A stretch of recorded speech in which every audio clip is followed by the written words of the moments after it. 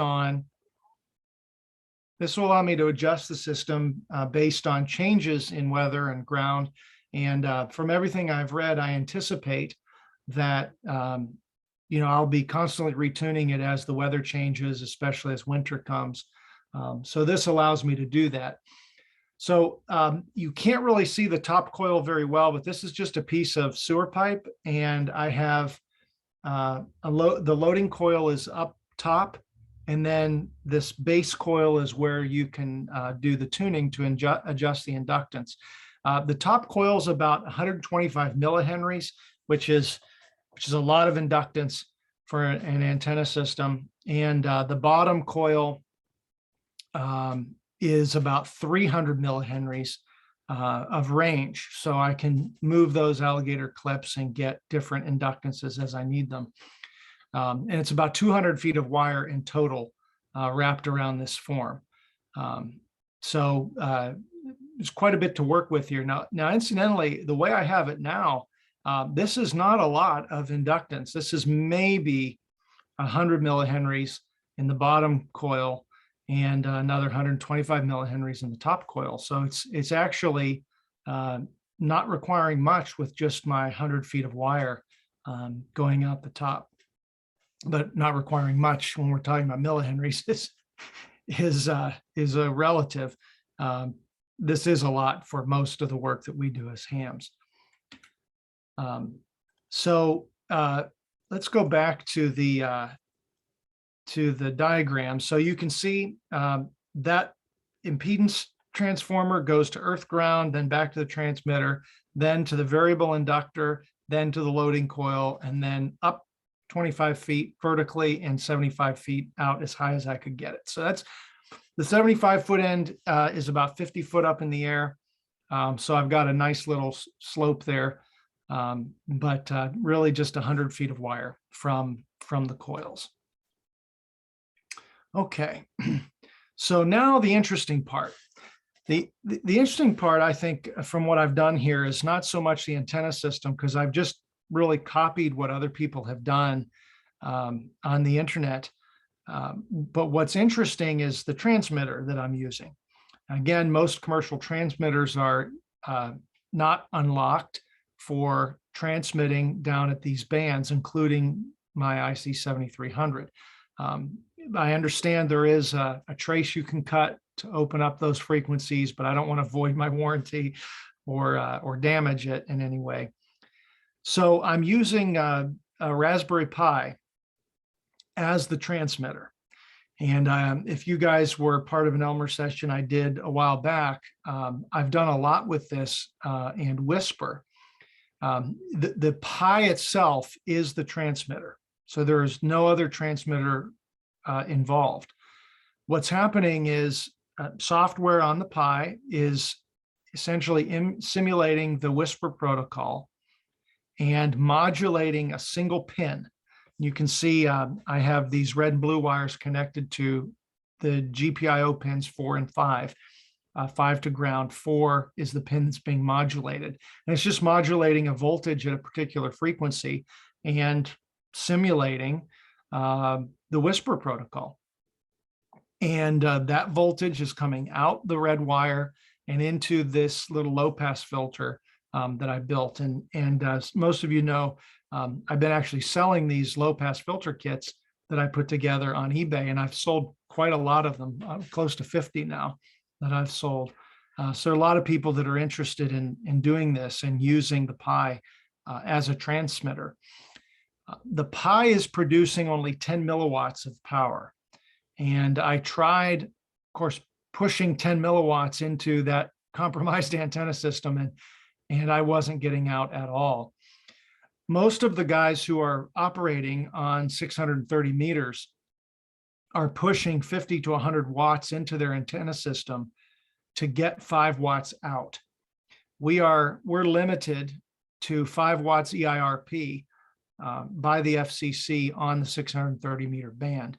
And in these very compromised antennas, you have to push a lot of power in to even get 5 watts out. Now, there's a lot to consider, though, because when you're pushing even 50 or 100 watts of power into a loading coil, like the one I showed you, you're generating kilovolts of voltage, and it's very, very dangerous. So I'm not generating nearly that much, but certainly tens of volts out of the 5 watts that I'm putting in. And so I actually store the loading coil. And in fact, if I go back, you can see it. I actually store it in a sealed bucket, just to keep it safe and out of contact with anything else. And that also protects it from the weather. But most people are using higher power. In fact, Eric NO3M, he builds his own transmitter circuits, and he's doing a lot of CW on this band, but also RIDI and some other things. And he's using tubes for his amplifiers. What I did instead is I come out of my low pass filter board into a 5-watt linear amplifier, which I actually found on eBay. This is a Chinese thing, but it was one of the only small amplifiers I could find with a 100 kilohertz floor. So it supports an input frequency that low, which is exactly what I needed to be operating at 472 kilohertz. So this system worked for me. You can see the little SMA connectors. So I'm going from the Pi to the low pass filter board into the 5-watt amplifier, and then of course out to the antenna.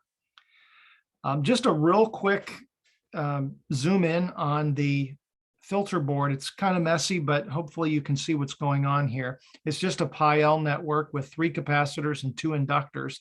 I'm actually using inductors in series here. These are fixed inductors that I used for this purpose. Normally, when I build these filters for the HF bands, I will wind my own little toroids, but it's just impractical for the inductances that I needed. So these are little 0.5-watt fixed inductors. I got 2 of those in series. And then, of course, I have the capacitors here. 2 of them are the right values. And then you can see the one in the middle I had to run in parallel to get the capacitance I needed. One thing that I've done since, and if Tim is on, I think he'll be interested in this. One thing that I've done since I presented the filter board for Whisper previously is I've actually added 2 Schottky diodes right to the center conductor, right before the center conductor on the output for the antenna.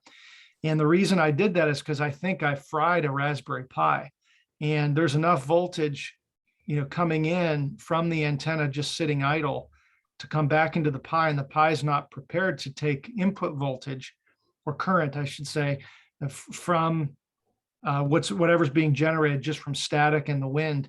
And I think it fried it. So I got a couple of high-speed Schottky diodes, put those back to back, and that's ensuring that the current can only flow one direction, and that's out, because that's the only direction I want it to flow. So hopefully that will protect my Raspberry Pis and anyone else's from here out. So I've improved that circuit a little bit. So you can see here the SMA connector, which then would go into the amplifier. This does a pretty good job of smoothing out the square wave that's generated from modulating that pin. There's still a little bit of messy harmonics that you can see in the waterfall. So I might need to filter it on the other side of the amplifier again. But for the most part, it really, really cleans up the signal. And of course, there's an illustration of the antenna system again. And now let me tell you about my success. So I was so pleased because I've been messing with this project for about a month now, and I've had no success getting out, of course, at 10 milliwatts into that antenna system. There was no hope.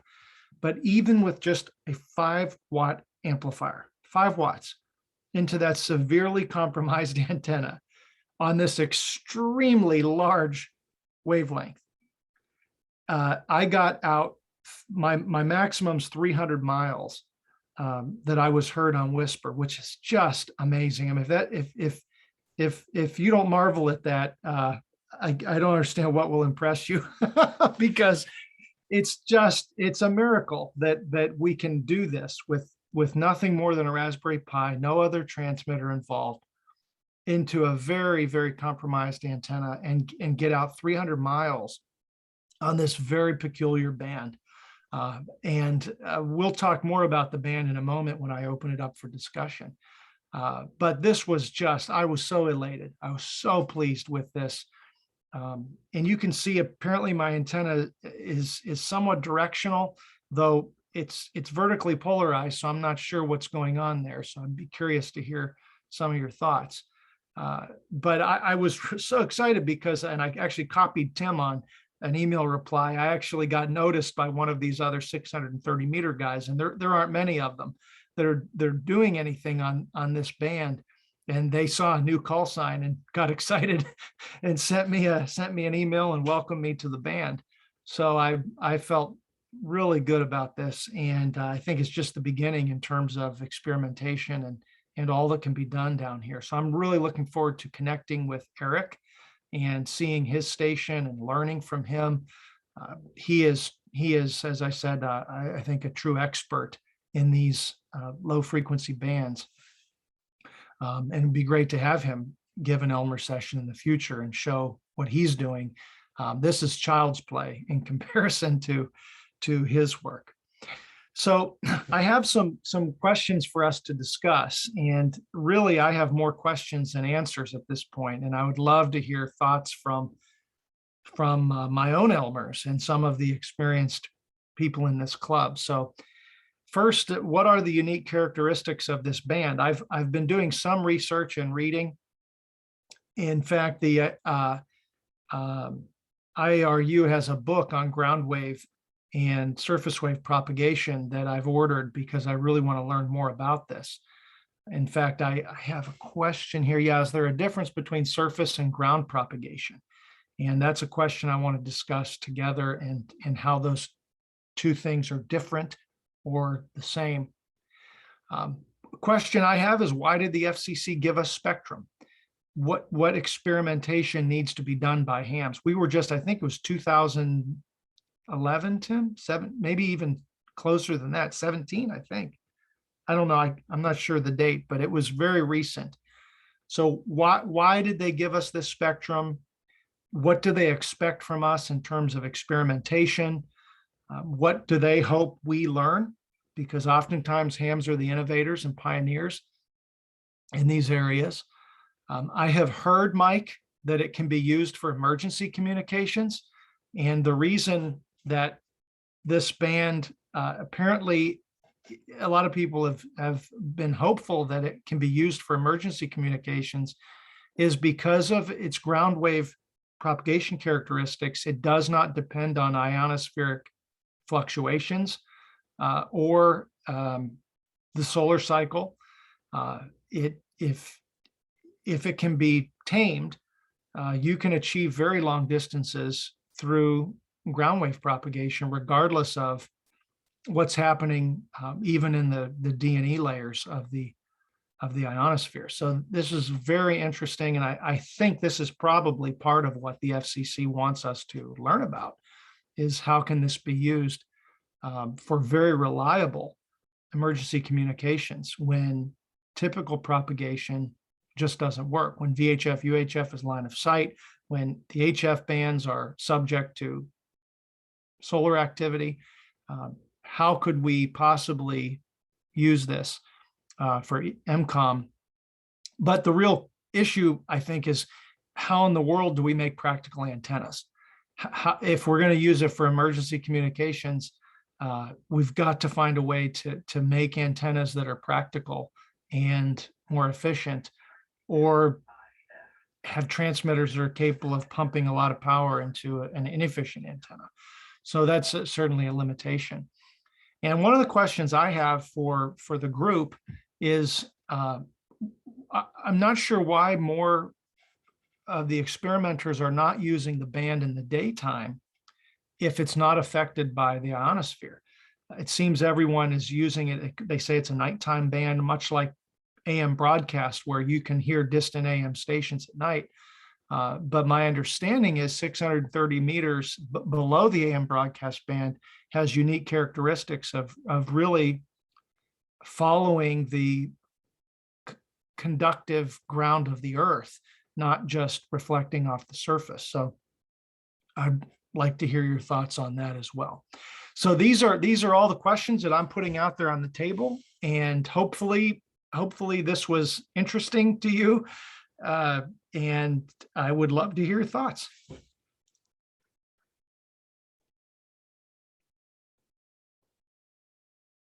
Anyone want to kick it off?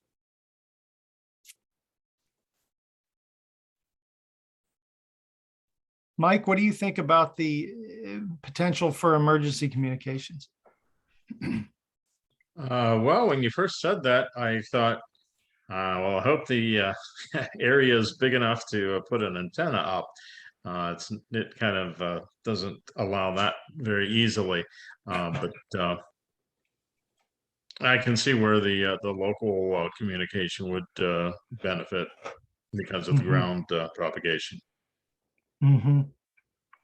Yeah, and what's interesting is you can achieve hundreds of miles reliably, but that is the antenna situation is the issue. That's the chief limitation, I think.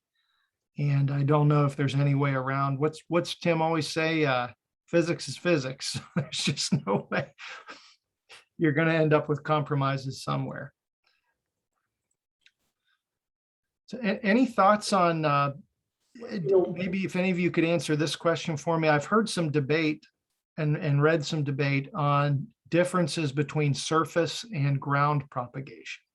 So some say that surface propagation is like how VHF and UHF tend to kind of sometimes reflect around buildings and obstacles, but ground has to do with the conductivity of the earth and the waves actually following the contour of the earth due to the earth's conductivity. But I don't know if that's an accurate statement.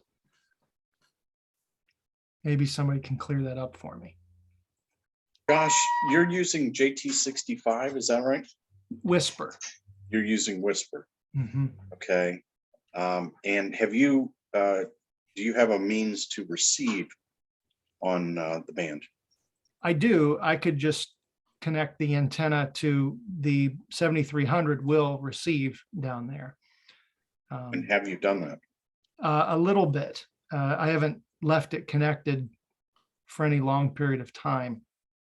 What I usually do when I'm testing is I'll have my 160 meter antenna connected and to the receiver just to monitor my own signal. But what I've been thinking about, Tim, is if I really want to get serious with this, I really need to install a very long beverage antenna for receiving purposes. And what I'm thinking, of course, all of you who've been to my station know I have a access road that goes back to a cell tower on my property, and that's about 1/4 of a mile long. So if I could run a beverage along the road, that would give me a pretty good distance to the back of my property and quite a length of wire for a beverage system for receiving. You may need a preamplifier in addition to the preamp that's in the radio, but yeah, I guess you can try and see. Even 1,400 or 1,500 feet is not a lot on that band. No. And a comment that I wanted to share with you about distance on near that frequency, being that when I was in high school and my first couple of years of college, I was chief engineer at a radio station in Greenville. But one of the, I went to several antenna seminars up in Cleveland. There was the guru of directional AM arrays was Carl Smith, who had a consulting business out of Cleveland, and he used to give sessions up there. And sounds like Josh may have got a phone call there. Nope, I'm here. Oh, okay. Somebody else. And so the rule of thumb that the AM broadcasters used to use is for ground wave. And I do agree that I'd like to know the difference between surface wave and ground wave. The surface wave, I think some of the submarine experts that use this VLF stuff to communicate with subs, they talk in terms of surface wave. But at 550 kilohertz, you can run 5,000 watts and cover a specific area. And it takes 50,000 watts, or 10 dB more. So that's 10 dB. 50,000 watts at 1,500 kilohertz to cover the same distance. So it's all about the ground wave. You know, this is not anything ionospheric propagation, Right. but that you get the same coverage at 550 at 5 kW that you would get at 1,500 at 50 kW. And assuming that the antenna systems are as efficient. So let's say that they're both using quarter wave radiators, but a quarter wave at 1,500 and a quarter wave at 550, drastically different, physical size, right? I mean, just huge differentiation. The other question I had for you is, are you able to measure that you're really getting 5 watts out of that amplifier? That's a good question. I don't know. I mean, it looks like it. I mean, I have a little watt meter, that I put in line, but that's at the amplifier end. I have no idea what's actually radiating out of the antenna. Well, that's right. I mean, and that was the second part of my question is, what do you think your EIRP is? I have no idea. I know that, now I will tell you the Whisper, let's see if we can do some dB math here. They do report back a received, let's see here, they report back a signal to noise ratio. Right. Yeah, they don't report back No, and that would require, I mean, and all these things are, or just physics, but if you're going out 300 miles, what's the path loss? So you could go calculate back, but it's signal to noise ratio and not dBm. And dBm is what you would allow you to calculate maybe, because you've got losses in your matching network. You need I don't know if some of these inexpensive watt meters like from Elcraft and others go that low in frequency. Well, yeah, it would need to be very sensitive, wouldn't it? Well, yeah, but it's all about the frequency range. Is that watt meter spec to some of these QRP watt meters? Are they spec to go that low? Right. And you're using your VNA to measure the VSWR? Yes. The VNA does a great job.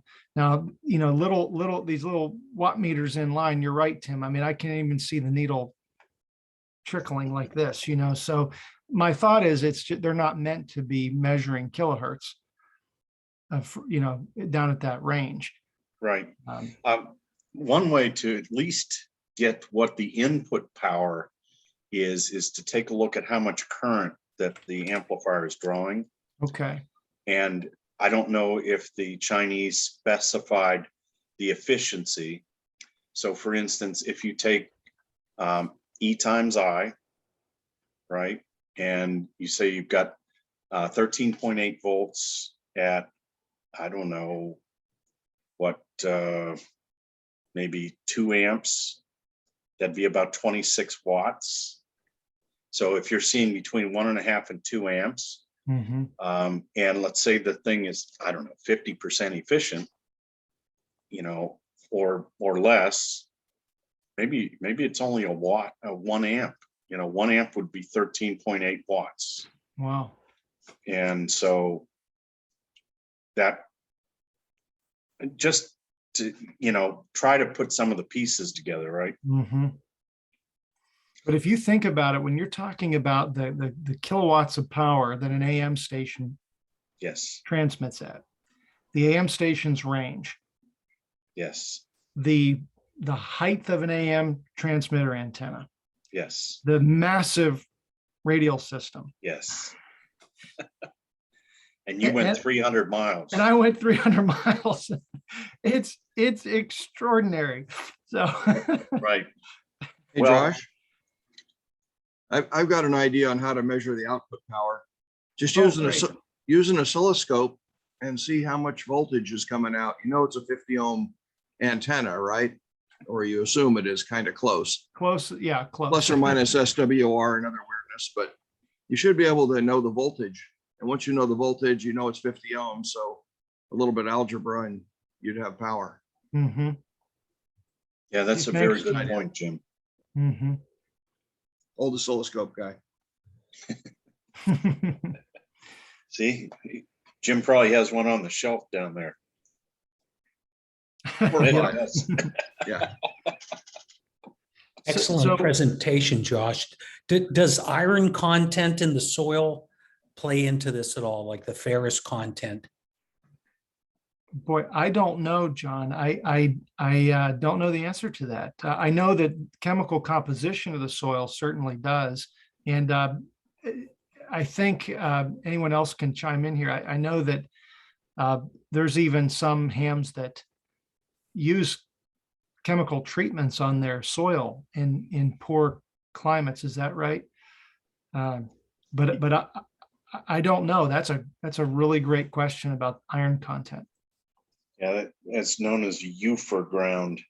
If you look that up, I know Alex has posted a couple of different references here in the chat Mhm.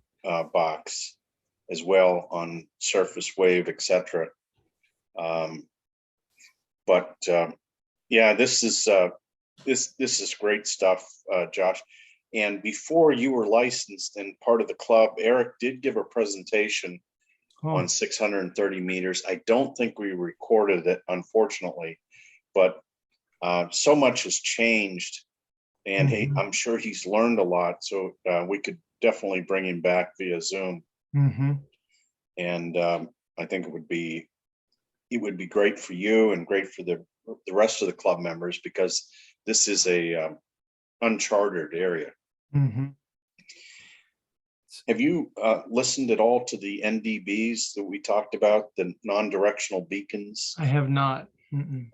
So if you take your 7300, just right in that same area are NDBs that are used for aircraft. And I'm not a pilot, so I don't know the ins and outs of that, but they all identify in CW. And there's one in Hubbard known as HBD. It just sits there and sends HBD over and over and over. And I believe it's still there. It may be gone. I don't know that I've listened to it in the past several years. And I think the location of those NDBs is on some sort of public record. And you can they use a Marconi kind of antenna, but it's in the exact same frequency area. Interesting. 350 to 450 kilohertz. And it's wicked loud. It was wicked loud. Now, Interesting. but I will listen for it tonight. Okay, I will too.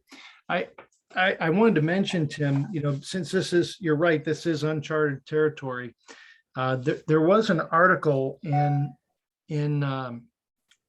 QST in a few issues ago of someone doing some work in 630 meters, and he made the argument that hams need to get involved and use the spectrum that's allocated to us.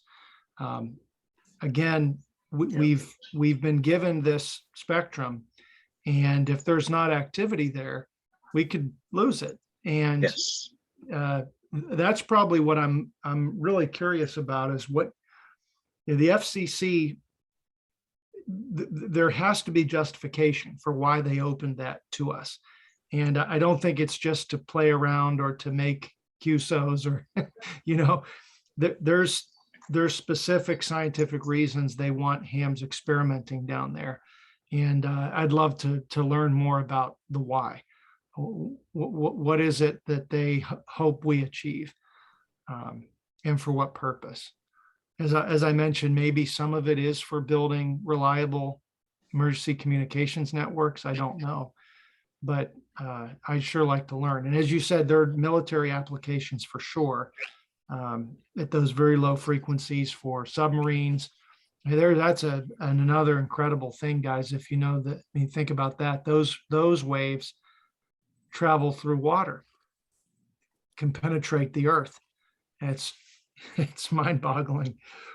Well, and that's what I was wondering, Josh, is if it could be used, 630 could be used in a similar case for local emergency. Like you have the PI as the transmitter, et cetera. And like I said, the weak or the difficult part is the antenna. Yeah. But for a receive PI with a small, similar like AM transistor radio type, could that be used to provide a beacon, or some sort of communications for a receiver to come on and say, hey, there's also help available on these frequencies as well?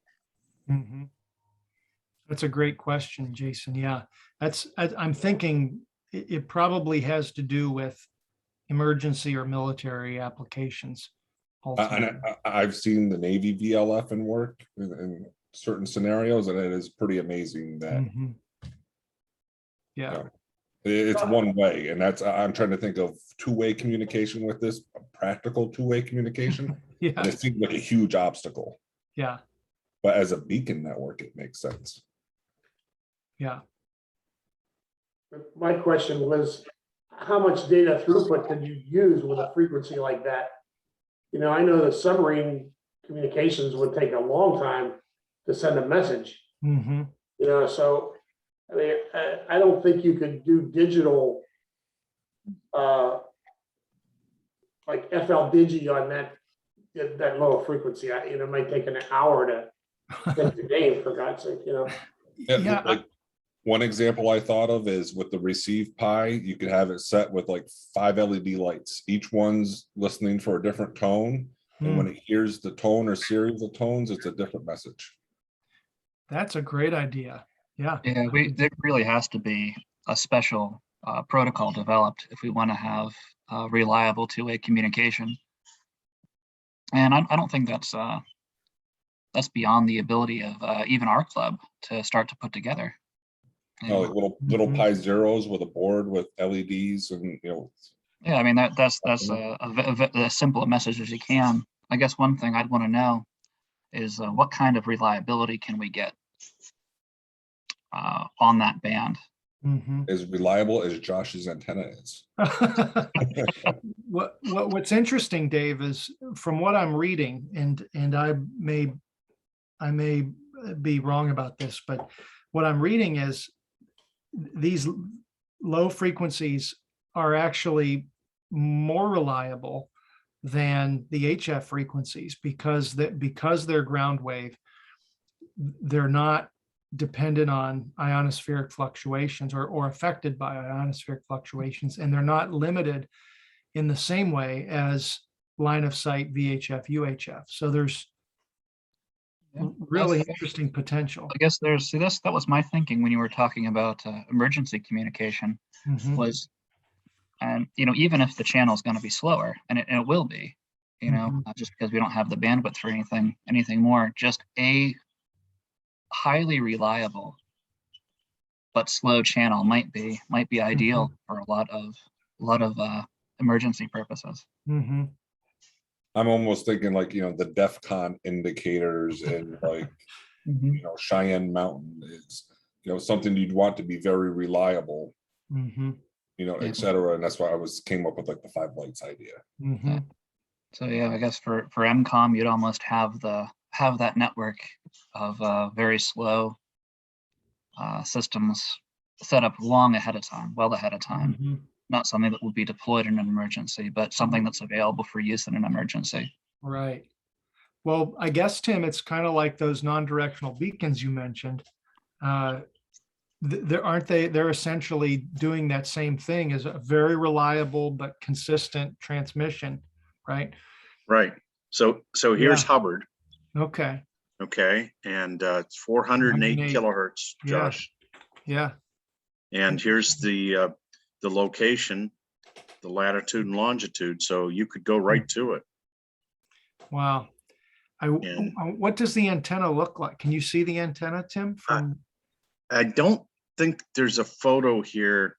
I haven't been able to find it. I thought at one time I saw it, but I don't see a photo attached to this. But I think, you know, this might be 10 minutes from your house or less. Yeah. So it's worth investigating. 408 kilohertz. Wow. And the other thing is that they talk about when you Google non-directional beacons, they talk about them being turned off because of the GPS reliability, right? And so it seems to me know about the new post office rate hikes and that you might consider, you know, one of those NDV transmitters. and just started digging and found some really Right. just to talk to my parents about it and to send it to my grandparents. Like, hey, this person we're all related to, look at this crazy stuff they did in Arizona 100 years ago. There we go. Okay. So what we can do, you know, I would think that would make an excellent transmitter, right? You know, you could probably get your 5 watts EIRP and then some. Yeah. And of I'm course, looking, check this out. I'm going to put a link. There's, you can share your screen if you want. okay. Let's see.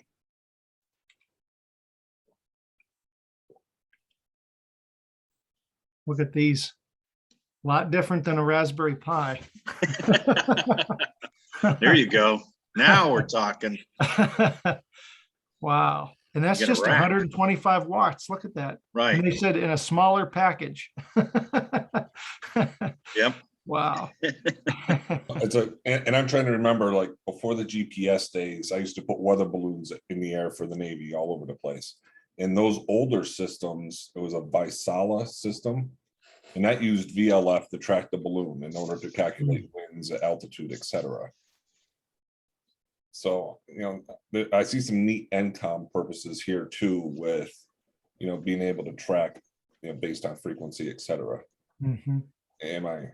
Let me know if I'm going in some crazy direction here, but there's. Oh, it's good. Yeah. Yeah. You need to hire. I need Indeed. Indeed, you do. Uh-oh. Indeed Dispatch instantly delivers quality Uh-oh. in your job description. Visit Indeed.com/hire. Oh boy. In a new interview tonight, the most decorated gymnast in history, Simone, she should have quit long before the Tokyo Olympics. Miles tells New York Magazine. Linda's got to make a choice. Yeah. So lots to do here and lots to experiment with, I think. So That was a great presentation, Thank Josh.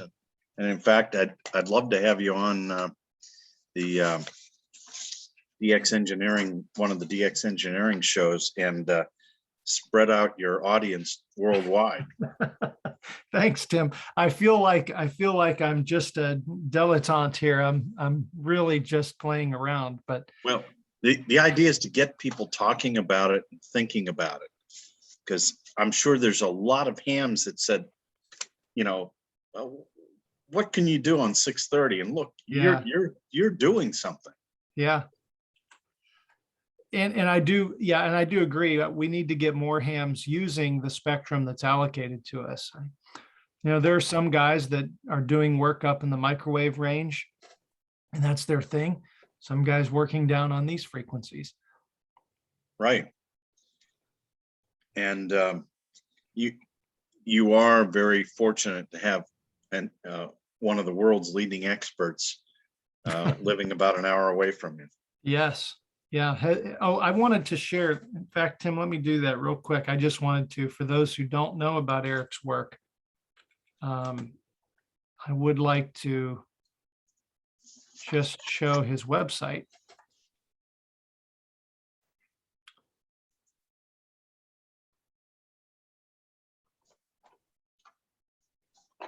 Okay, can everyone see this? Yep. Okay. And as Tim says, he is wicked smart. And I can tell he does things with great precision. I guess this was as of 2019. He has the world distance record on 630 meters with a completed QSO. Looks like he's using JT9, and that's a VK call sign. So that's Australia, right, Tim? That's right. Wow, amazing. So from Meadville, Pennsylvania to Australia on 630 meters. That's pretty neat. But if what I really admire about what Eric is doing is the craftsmanship of his antenna systems and his transmitters. So this it's called a broadside end fire circle vertical array, and this covers 30 acres for the 630 meter band. Just amazing. And can see some of the let me pull this up. Here's this vertical. Okay, so you can see here's his matching network, and you can see mine wrapped around a sewer pipe is very crude in comparison to the beautiful work that he's done here. And he's using a quite expensive air variable capacitor, but this is a work of art. So I really, really admire what he's doing. It gives you, it strikes me, Josh, that a little field trip north, we could see Liam and we could see Eric. That would be great. I would be up for that anytime. Anybody else up for a field trip to NO3M? I tell you, it is Disneyland for 630 meters. And can you guys see his header image here? This is some of his home built transceivers. Look at those beautiful copper tubes or copper coils and the vacuum tubes. Really, really beautiful, exquisite work. So I'm up for that, Tim, if anyone else is. Yeah. If we can get Liam away from his studies. I'm sure he would meet us there. Go up, have ice cream. Yeah.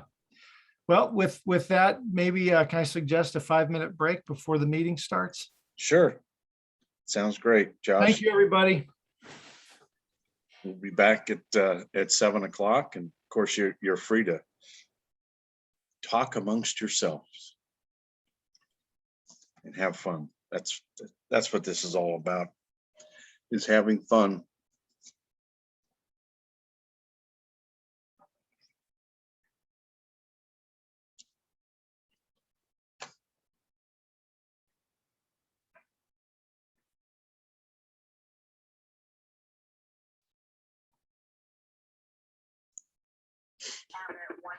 What kind of radio or transceiver would you use to talk on 630 meters?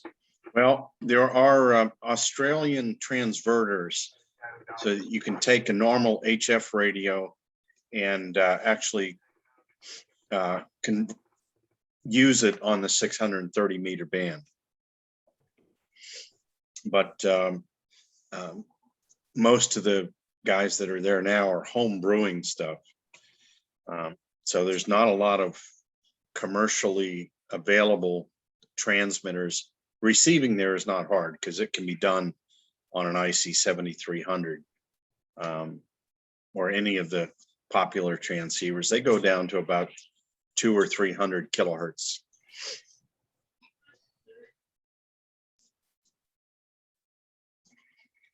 but it's That's definitely an area that is ripe for experimentation.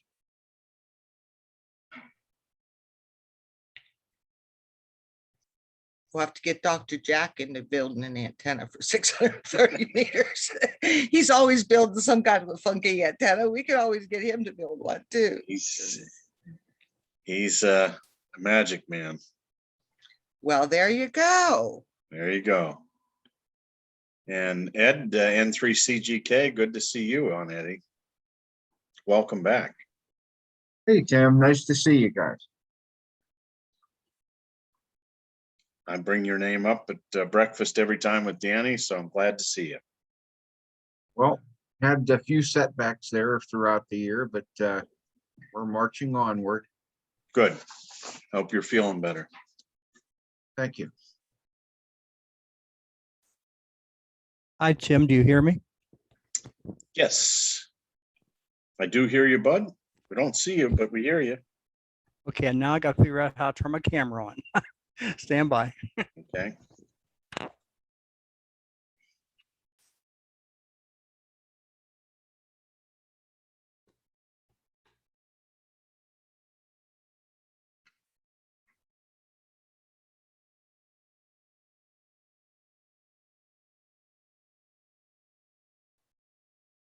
Did anybody else go to the Cleveland Ham Fest this last weekend? I know Josh was up there, but I don't know. Amy was gonna be up there. You know, Yeah, her dad has a table up there, so I Yeah. haven't talked to her about it. Josh did see Amy. Maybe she'll show up tonight. Give us the Ham Fest report.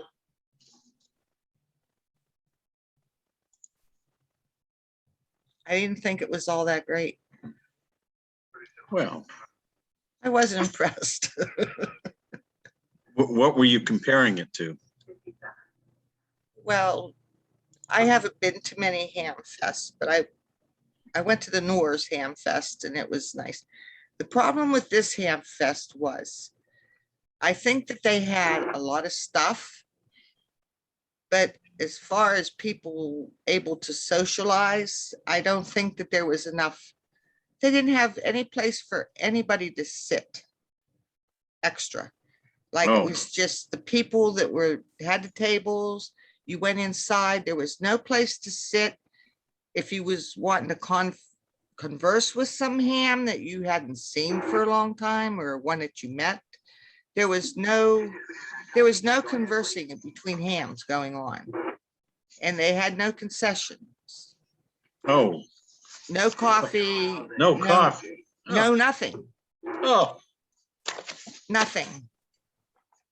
The concession people canceled last minute, but I think as big as a ham fest as this is advertised, I think they should have had a couple concessions lined up, you know. Yeah. So I was all in all disappointed. It was. Be careful. You might get nominated as chairman. No, they wouldn't nominate me. I'm too bitchy. I speak my mind. You know that, Tim. I speak my mind. Yes, you do, Jeannie. But all in all, they had a lot of stuff. They had a lot of Heath kits. They had a lot of radios. I know some guys some guy bought a ICOM 7100. It was used, but it was like brand new. And they had a lot of deals up there. Some stuff was overpriced. Some stuff was okay. A lot of coaxes, a lot of antennas. One guy built a loop antenna, wanted $275 for this homemade loop antenna. Oh, boy. I mean, I thought that was a little high. So what is your cat's name, Jeannie? This cat's name's Buttons. There's 6 more cats here. Oh my gosh, 6 cats. This one's got 6 toes. He's got extra paws. Oh, extra toes. Hi, Amy. Yeah, and he's lovable and he just wants to just waller all over you. Yeah. Well, speaking of Waller all over us, let's start the meeting. It's 7 o'clock. And anybody who knows me knows I start on time. So welcome all of you to the Mercer County Amateur Radio Club. This is our September 2021 meeting. And I'm going to stop the recording for the moment.